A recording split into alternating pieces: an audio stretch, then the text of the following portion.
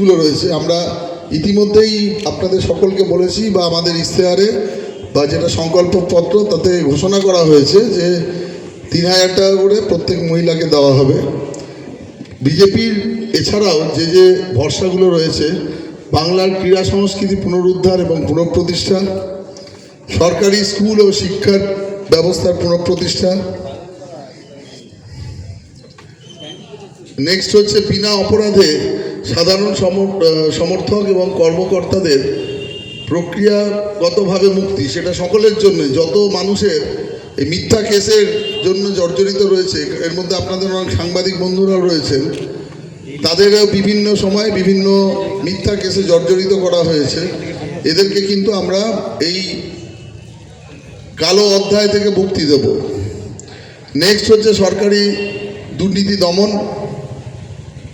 মানে প্রাতিষ্ঠানিক দুর্নীতি, যেটা সরকারি বিভাগে স্থানান্তর প্রক্রিয়া চালু, ট্রান্সফার, মানে দীর্ঘদিন ধরে যে যেখানে ছিল সেখানেই আছে, আর মৌরসি পাট্টা যা পারছে করে যাচ্ছে। গণতন্ত্রের পুনঃপ্রতিষ্ঠা, যেটা বললাম, যুবক যুবতীদের জন্য একটা সাম্মানিক রাখা হচ্ছে ৩,০০০ টাকা পর্যন্ত, যতদিন না তারা চাকরি পান। আর আপনারা জানেন যে আমাদের 5 বছরে 1 কোটি সরকারি এবং বেসরকারি চাকরি মিলিয়ে বা স্বনির্ভর করার জন্য আমাদের প্রয়াস জারি থাকবে। এটা খুব বড় ইস্যু, অবৈধ অনুপ্রবেশ বন্ধ, মহিলাদের অর্থনৈতিক স্বাধীনতা সুনিশ্চিতকরণ, প্রত্যেক মহিলাকে মাসিক ৩,০০০ টাকা প্রদান, বাংলা ও জাতীয় সুরক্ষার স্বার্থে সীমানা সুরক্ষিত করা, বাংলার আধ্যাত্মিক এবং সংস্কৃতি পুনরুদ্ধার করা এবং পুনঃপ্রতিষ্ঠা করা, বাংলার জল, জঙ্গল, স্থান ও পর্বতে পর্যটনের আমূল পরিবর্তন, স্বাস্থ্য পরিকাঠামোর উন্নয়ন, বাংলার পর্যটন ক্ষেত্রকে বিশ্বমানের পর্যায়ে উন্নীত করা, 1 কোটি কর্মসংস্থান, যেটা আগে বলেছি, যুবক এবং যুবতীদের আত্মনির্ভরতা, সরকারি ব্যাংকে ডিবিটি, ডাইরেক্ট ব্যাংক ট্রান্সফার, বাংলার নারী সুরক্ষা সুনিশ্চিতকরণ। এটা আমার কাছে সবথেকে বড় এজেন্ডা। মানে আমি যে ইলেকশন লড়ছি, আপনাদের বলি, আমি সবথেকে বেশি যদি কারোর থেকে সাপোর্ট পাই, মহিলাদের থেকে, আমাকে এত ওনারা আশীর্বাদ করেছেন, আমি একজন মহিলার কাছে আমাকে ভোট চাইতে যেতে হয়নি। আমি যখন তাদের ডোর টু ডোর বা বিভিন্ন সময় ভিজিট করতে গেছি, তারা যেভাবে আমার কাছে এগিয়ে এসছে, বিশ্বাস করুন, আমি ইচ্ছাও হয়নি কারো কাছে গিয়ে একটি ভোটও চাইব।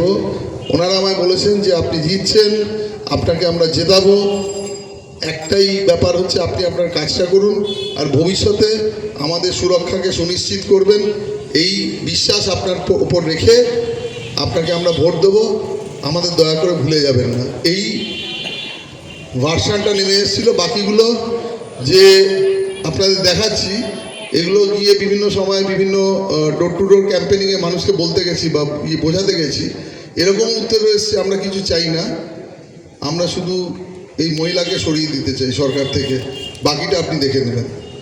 এরপর বাংলায় 1 বছরের মধ্যে বৃহৎ কর্মস্থান সংস্থান, বাংলার কৃষি এবং শিল্পের উন্নয়ন, আর বাংলার চাষিদের ফসলের ন্যায্য মূল্য, বাংলায় ভারী শিল্পায়ন এবং বিনিয়োগ বৃদ্ধি, বাংলার আধ্যাত্মিক গৌরবে পর্যটনের উন্নয়ন, রুল অফ ল, আইনের শাসন প্রতিষ্ঠা করা, ভীষণ ভীষণ ভীষণ গুরুত্বপূর্ণ। বিশেষ করে এখানকার যে বিধানসভায়, এটা নিয়ে আমি একটু পরে সুনির্দিষ্ট ব্যাখ্যায় আসব। বাংলার মানুষের চিকিৎসা সুনিশ্চিত করা, 45 দিনের মধ্যে 7ম বেতন কমিশন চালু করা, বাংলা রাজ্য সরকারি কর্মচারীদের বকেয়া ডিএ মিটিয়ে দেওয়া, জমি অধিগ্রহণে 3 গুণ ক্ষতিপূরণ,